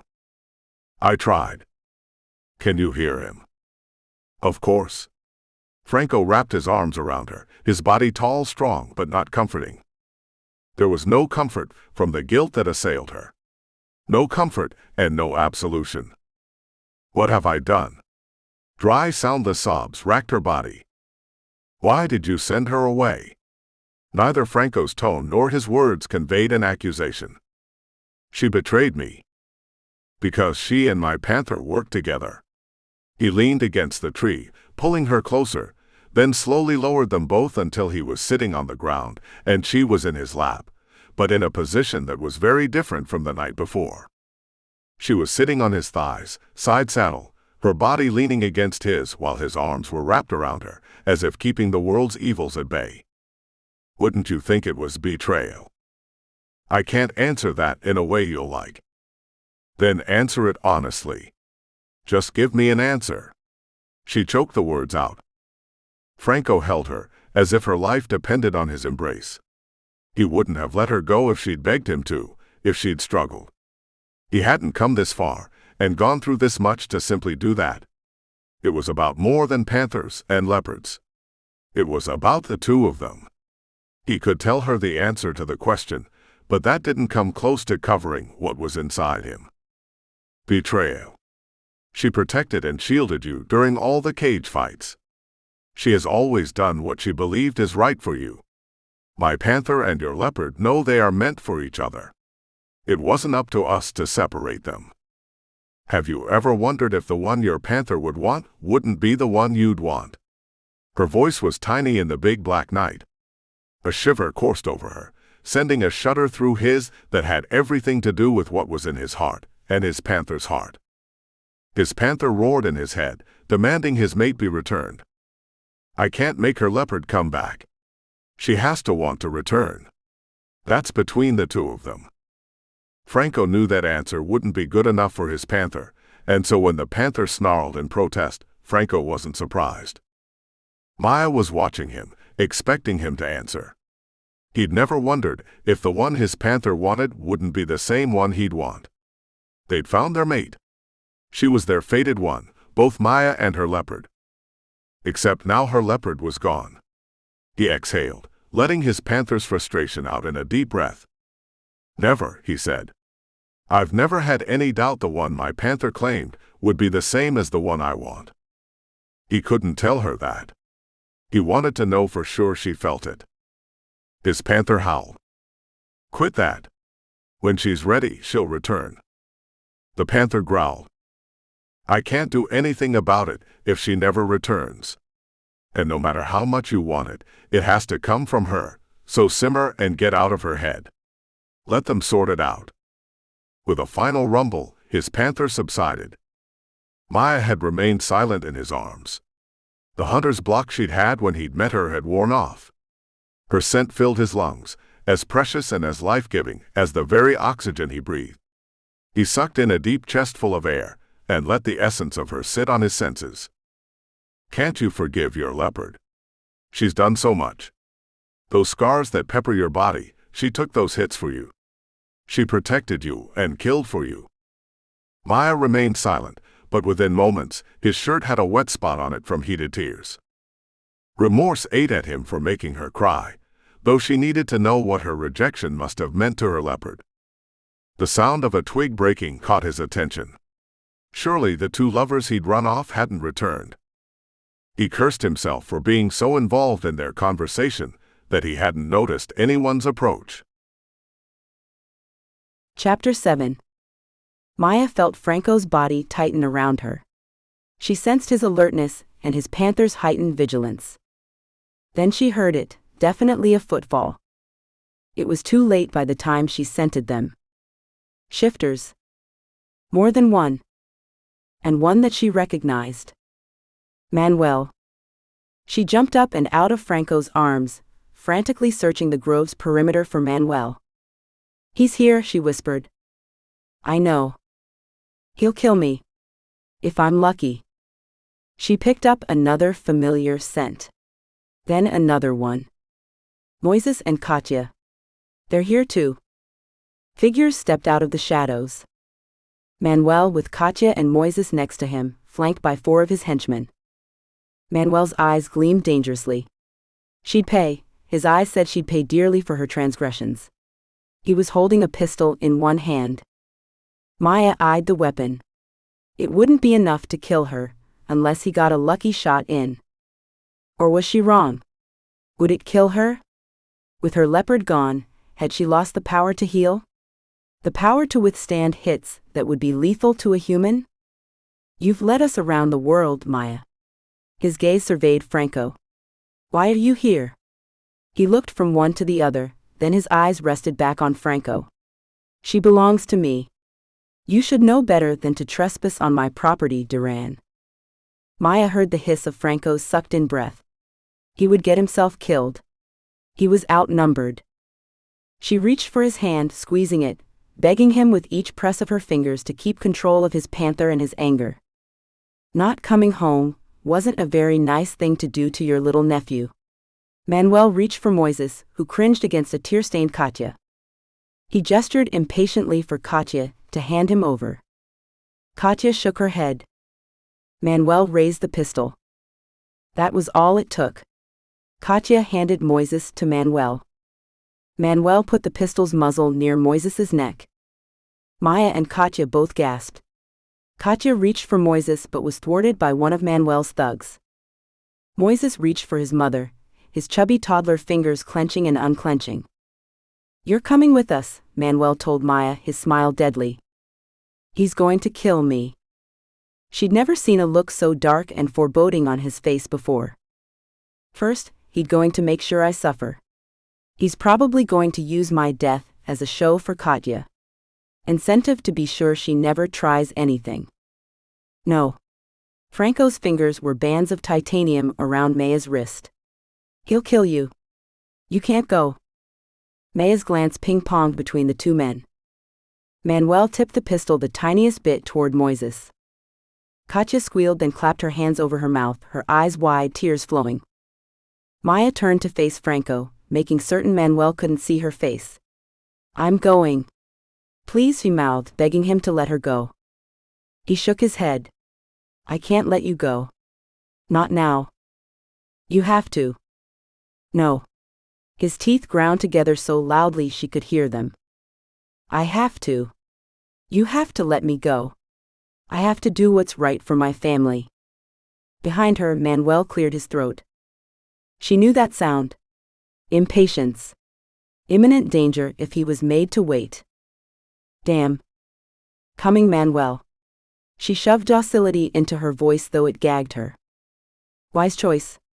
He nodded toward his men, then Franco. You four stay here and take care of Dorian's help. He doesn't have to be recognizable. Or breathing. His shifter henchman chuckled and snarled, the sounds intermingling and becoming indiscernible in Maia's mind. Let's go. Pedro's waiting. Pedro. His driver, another thug. She'd still be outnumbered, and with no leopard to call on. That way, Manuel pointed, his other hand holding a sniffling Moises who'd given up reaching for his mother. She took Katya's hand, holding it while they led the way out of the grove. Maia took one look back at Franco. Manuel's thugs were circling him. He shifted into his panther. Manuel's flunkies were shifting into their animals when she turned her eyes away and stared forward. She'd soon have her own problems to deal with. You know where to go, Manuel told Pedro after they'd settled into one of the two large vehicles idling on the side of the road. Where, she asked, because she really had nothing to lose. He turned away from her to trace circles in the bruises on Katya's face Maia hadn't noticed before. What had Manuel done to her sister while she'd been gone? Had Katya paid the price for Maia's departure? The image of Franco being surrounded by the four shifters replayed in her mind over and over. Not many moments later, they pulled into a dilapidated abandoned farmhouse. Pedro opened the door for Manuel, then stood aside, his eyes as expressionless as a great white shark's. Manuel stepped out of the vehicle, a dozing Moises still in his arms. He pushed open the door to the building with his shoulder, then waited for the sisters to precede him into the building. Katya, do you know what your sister's been doing while she's been in Rome? Katya shook her head slowly, her lip trembling, and pushed her hair away with shaking fingers. The moonlight slipping in one of the windows shone brightly on half her face, the half with a purple and yellow bruise on her cheek. She's been stripping. And fucking men in private rooms. Better than being your whore. Katya's words were like battery acid. Maia stared at her sister. Where was meek Katya? Who was this mouthy creature? Pride blossomed, swelling in her chest. Is that right? Manuel caressed Moises's cheek with the pistol. Katya gasped. I'm sorry. No, Manuel. Don't. That's your son. Are you so sure he is mine? I'm not. Manuel. Maia fought to keep her voice level, to keep panic from making it shrill and waking the slumbering child. You know he's yours. He looks just like you. Take your son, Puta.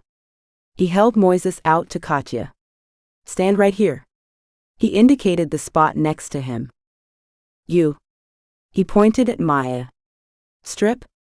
Pretend there's music and strip. Give me what you gave the men in that place, whore. Then get on your knees. No, Manuel, Katya protested on Maia's behalf. Shut up or you'll get on your knees while she gives me a show. It won't hurt the boy to learn. Maia gasped. He'd become more of an animal than she remembered. He pulled a switchblade from his pocket. A blade flicked out with a sound Maia was sadly too familiar with. He put an arm around Katya and Moises, and tilted his head toward her sister. It made a morbid family portrait. Dread and hatred coiled in Maia's stomach like a revolting, undulating serpent. She swallowed back bile. Do you hear that? His smile was menacing. That's your song playing, Dulce. Maia gagged. He knew her stage name. Oh God. Is there no escaping this monster? Now. Katya turned her head, burying it in his shoulder so she wouldn't have to watch her sister. This show is for you too. He tilted Katya's head to watch Maia, his fingers so tight on Katya's chin her skin turned white around his fingertips. No, Katya whispered. He placed the glinting blade against Katya's cheek and pressed. Katya flinched. A bead of crimson, so dark it was almost black, appeared on her cheek, formed a droplet, then left a trail on its downward journey. Watch your sister dance. Learn how to be a good little whore. Maybe you can make my men happy, while I let my new girlfriend raise the boy. No, no. Don't do this, Manuel. Maia burned with fury, her anger palpable. He drew the knife lower, slicing Katya's cheek slowly. You'll be a matched set. Twins in every way. Katya's tears mingled with the blood, washing the color out, staining her white top the color of rosé wine. I'll do it. Stop hurting her. Maia stepped forward. If she could get the knife away from him. Even if she couldn't shift and hurt him, if she could only get the knife, she could try to kill him. Would Katya shift to help her? It wasn't fair to expect her sister to do that. She'd have to put the baby down, which would put him in more danger. Maia stepped closer to him, fumbling with the buttons on her shirt. Only the last two were buttoned, but she couldn't get her fingers to work. Her hands were shaking. She took a deep breath, hoping she could get rid of her nerves, but they just shook more and more. Finally, the shirt was unbuttoned. She shucked it off, stood there in her tank top, goosebumps appearing from fear in the night's chill air. She shimmied, pretended she was at LaDonna's, raising the tank top up over her stomach, poised to pull it over her head. A roar interrupted her. A roar and then a howl outside. The howl ended with a yelp. She knew that sound. It spelled death. Chapter 8. Manuel wrapped his fingers in Katya's hair. Let's go. He motioned toward the door with the knife, and with a nod indicated for Maia to lead the way. Katya winced, and tightened her embrace around the still sleeping Moises. Maia pulled the tank down and stepped out, closely followed by Manuel and Katya. The driveway and the courtyard next to it were empty and bathed in shadows. A fountain she hadn't noticed before was dry, an eerie reminder of the loneliness and hopelessness of their situation. She searched within, looking for her leopard, calling for her to come to their aid, but was greeted with the same void as earlier. She fought the emotions, threatening to overwhelm and paralyze her. She'd never been in tight spots without her leopard before.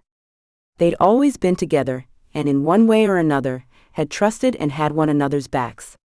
And now, when my leopard was doing what she thought was right for both of us, I kicked her out. A roar made Maia flinch and jerk away from Manuel. A form flew through the air, landing on the cobbled ground before them. Franco, in his leopard, bloody and favoring a rear leg, opened his mighty jaws in a roar. Awakened, Moises screamed at the din as Manuel yelled for Pedro. No Pedro, though. Franco advanced on Manuel, his countenance grim. Fear for Franco and joy at his presence battled within Maia. He'd been hurt but had survived Manuel's four-shifter henchmen. Quicker than she could have done it, Manuel shifted into a massive brown bear. Rising on hind legs, standing over 7 feet tall, Manuel's bear opened a cavernous mouth and released a bellow, advancing on a snarling Franco. Katya ran inside with the toddler. Maia eased herself away from Manuel's fearsome bear, putting distance between them before he could sever her head with a single swipe. Franco's panther held her in his gaze, an amber glow in the depths of his eyes reminding her of the man deep inside. A man like no other she'd met before. A man who could be her soul mate. If I'd let him. And now he was here, limping, bloody, and for one reason only. To save me. Or die trying. To Franco, she was worth saving. She, who hadn't been much more than an unwanted orphan, was wanted by this man. Franco's panther hunkered lower, his powerful muscles bunched, canines gleaming with his snarl. Maia's breath was trapped, her lungs burned in anticipation of the upcoming perfect storm of a battle brewing between the two shifters. She knew Franco meant to take no prisoners, and he had no intention of letting Manuel walk away. She recognized the lengths to which he would go in order to protect her. One of these two would not be leaving here alive. Maybe Franco. Unless I can intervene. How could she? Please, he begged of her absent leopard. Please don't let him die. Please don't let the one you love die. I know you love his panther. I know this. Please. Her voice in her mind was tiny. It was the voice of her former self, when she was a child in the orphanage, parentless, with the older children bullying her and Katya, calling them freaks. Franco was mid-leap when Manuel's claws swiped at his exposed underbelly. Franco twisted his torso to the side, swiveling and readjusting, then sank his teeth into the bear's shoulder, his claws seeking purchase in the bear's fur. Manuel wrapped his bare arms around Franco's panther, squeezing, shaking his body, shredding at his flesh. Freeing himself from the panther, Manuel flung the feline to the side. Franco righted himself with a swift spiraling move and landed on his feet, immediately springing upward and back toward the bear's exposed throat. The bear anticipated his move and turned, swatting, then taking Franco's shoulder in his massive jaws. Manuel's canines were far too close to Franco's jugular. Maia's hand flew to her mouth. She bit her knuckle to keep from screaming. A burn started in her spine, a fireball exploded in her mind, pushing forward then backward then outward. The pain took her to another plane. She couldn't focus on the vortex pulling her into a heat that brought to mind a blacksmith's fire. She collapsed to the ground. When she rose to her hands and knees, she realized she was on all fours, her hands and feet replaced with paws. Her teeth had changed, sharp lethal weapons at the ready. Her leopard was back. She roared, the sound torn from her lungs, reverberating in her head and in the courtyard. With a leap she couldn't have thought herself capable of, she catapulted herself onto the bear's body, her leopard scratching and seeking a hold in his flesh. She felt a press on her brain and recognized Franco establishing a link. I want you to go. Save yourself. His voice sounded as if he were in agony. I won't leave you. Those shifters injured you. They aren't dead. They'll be here soon, tracking me.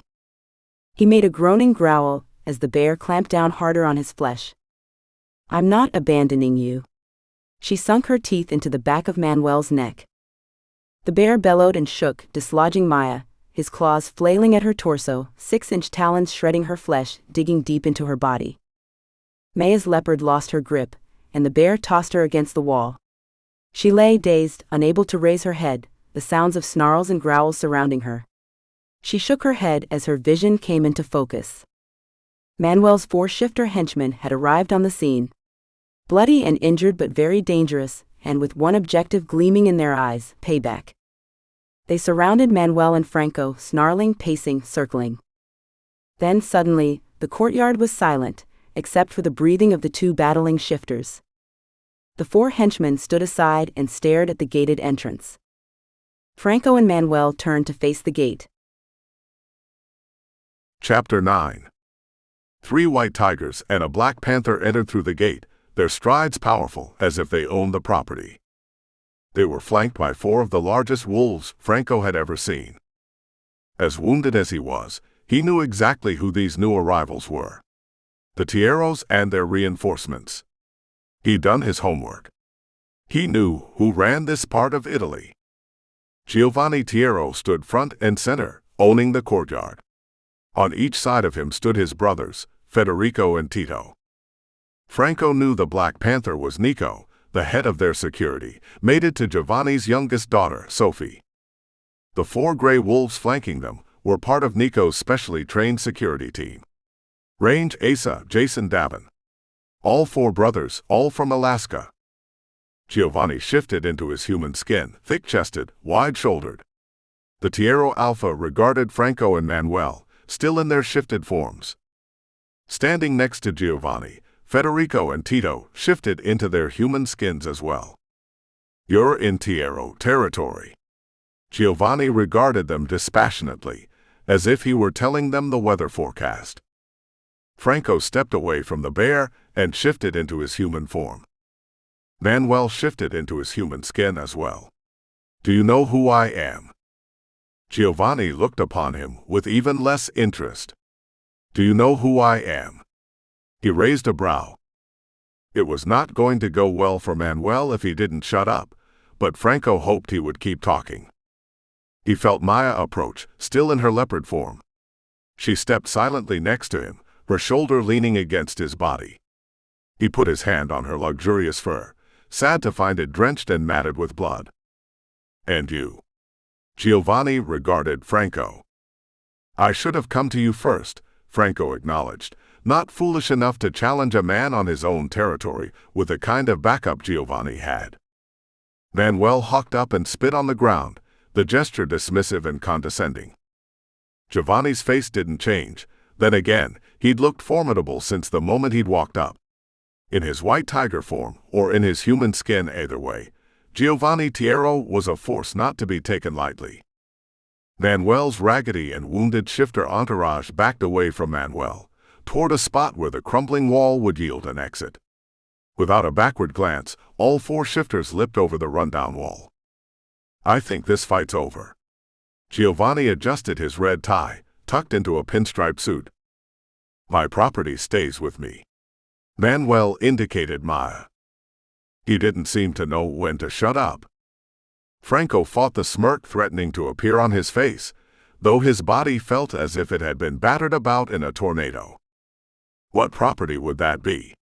Federico Tiero stepped forward, his tone as icy as his black gaze. Manuel snapped his fingers. "Katya." "Moises." Katya slipped out of the building, carrying a sniffling Moises. Next to him, Maia shifted into her human skin. His hand now resting on her hip, he felt the surge of energy coursing through her body as surely as if it were his own.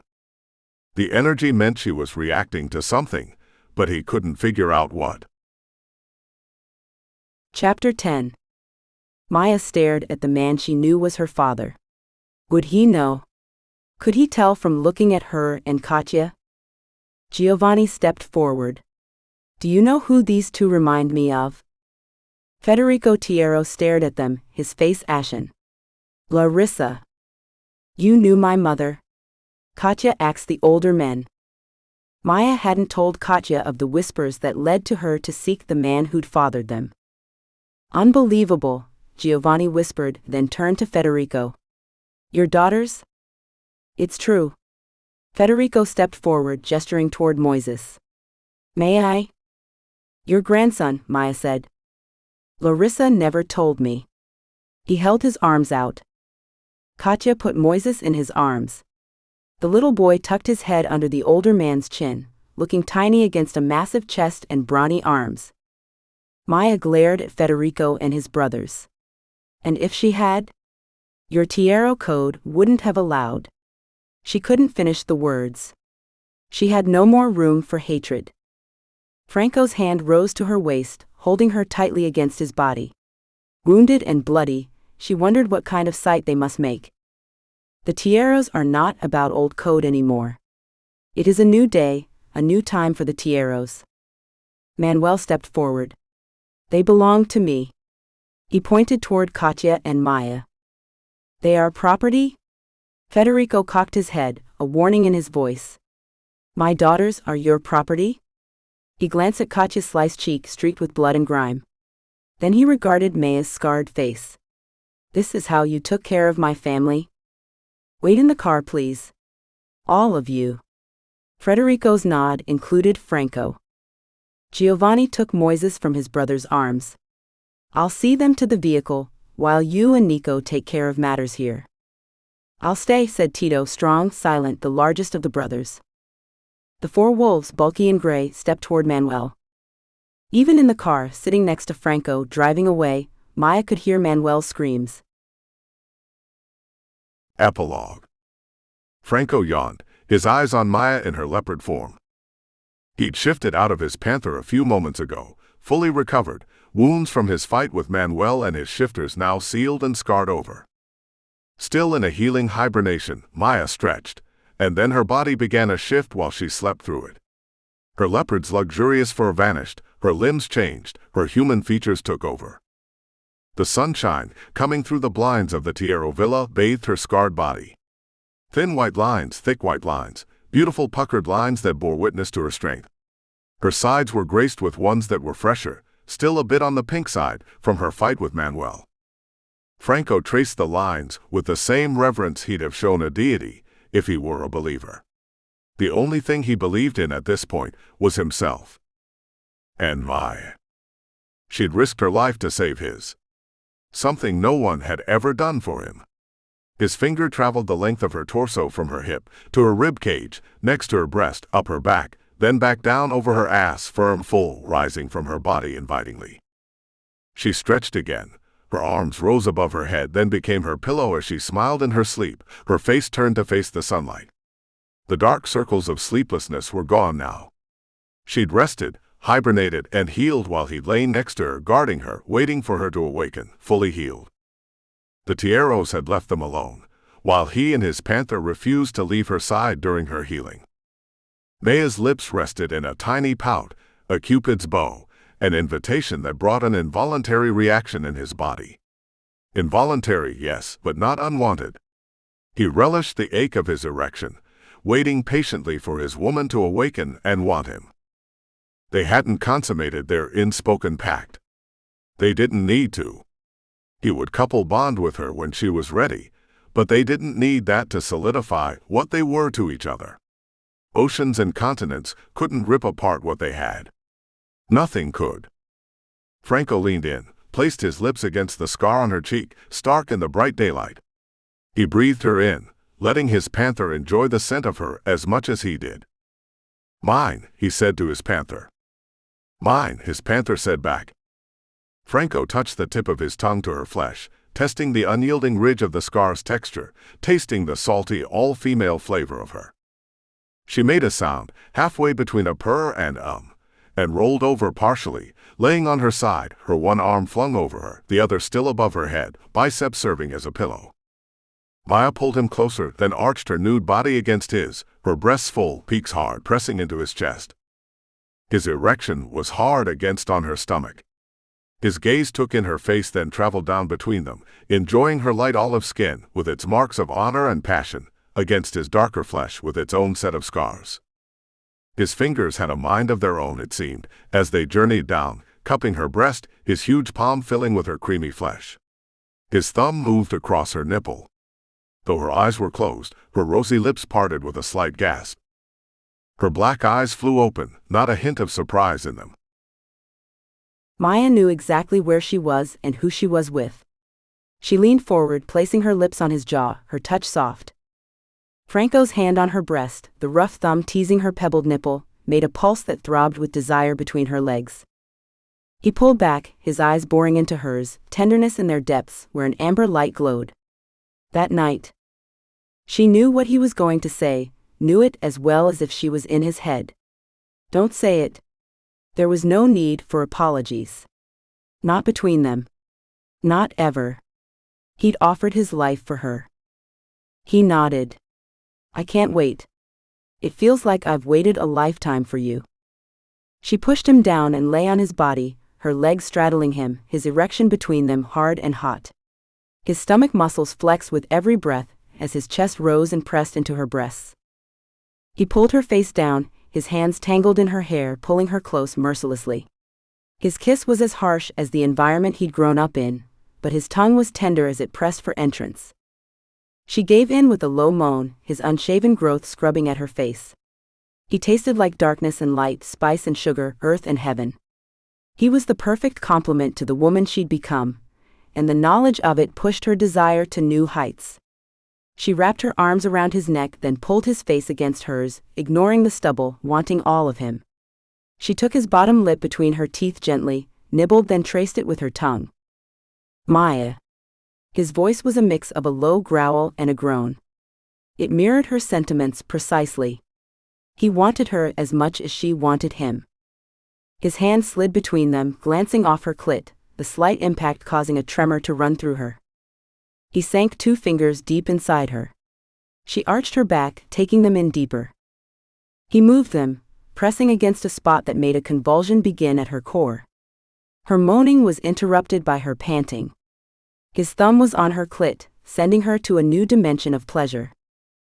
Maia drew her hand over his chest, scoring the flesh with her nails, as she approached the erection pressing so insistently against her body. She took his width into her hand, its thickness hot against her palm. His groan sent her as she squeezed and stroked him down to the base, then back up to the tip. She ran her thumb over the slit, smearing the dewy drop around the mushroom head. She raised her hand, slipping the tip of her thumb into her mouth to taste him. The earthy flavor of him filled her senses, teasing her core with promise. His stomach rippled as he pushed her to a sitting position on him, his hardness in front of her pressing against her triangle.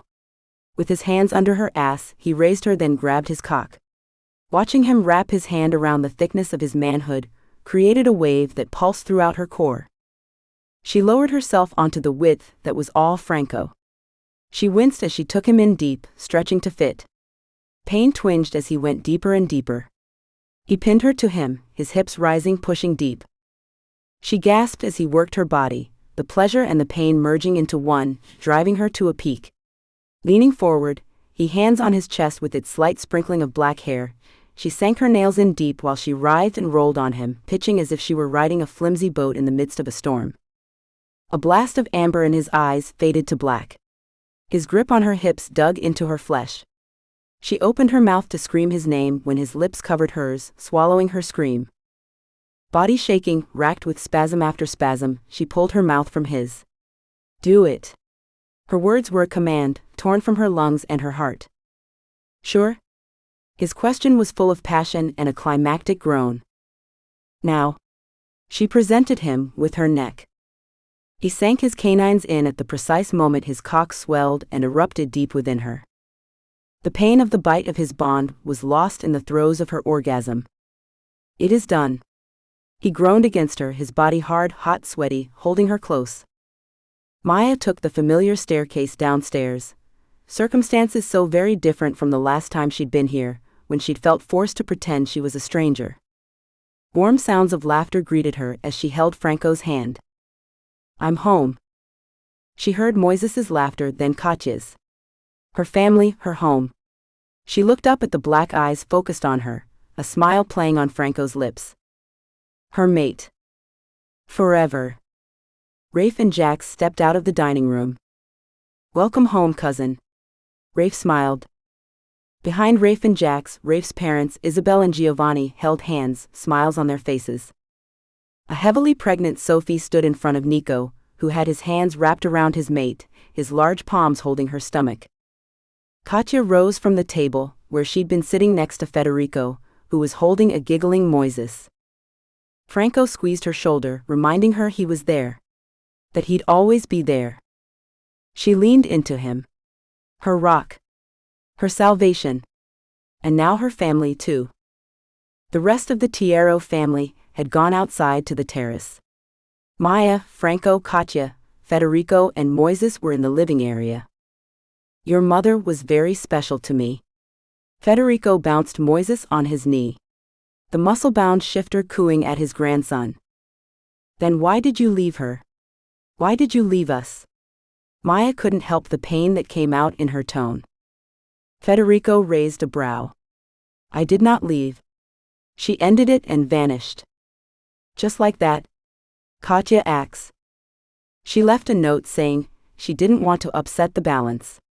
She knew about the code and the mixing of shifter types. She didn't want to create problems for me with my family. So you left Brazil? I looked for her for 6 months. He shrugged. I shouldn't have given up. She died while we were still little. I used to have a picture of her with us. Manuel put a match to it, Katya said. While you were gone. Maia's eyes burned with unshed tears. She swallowed the lump of sorrow down. That was the only picture we had of her. Franco put his arm around her, drawing her close. She leaned into him for solace. I have several pictures of your mother. From our time together. Katya leaned across the sofa and hugged Federico. I can't wait to see them. Thank you. He laughed. They're at my home. Which I hope is where you'll be staying. Of course. Katya glanced at Maia. And you? Maia looked at Franco. What do you think? Franco nodded, dark eyes gleaming. I like Rome. We could spend some time here. Maia wrapped her arms around his neck and leaned close, inhaling the scent of him. In her mind, her leopard purred. She's happy, Franco whispered close to her ear. You can hear her? My panther can. She kissed his jaw, happy she and her leopard were one again. And had their mate. Thank you for listening. This has been a Shifters Forever Worlds book by Elle Thorne. Stay tuned for more episodes. Don't forget to subscribe and to ring the bell to be notified of new releases.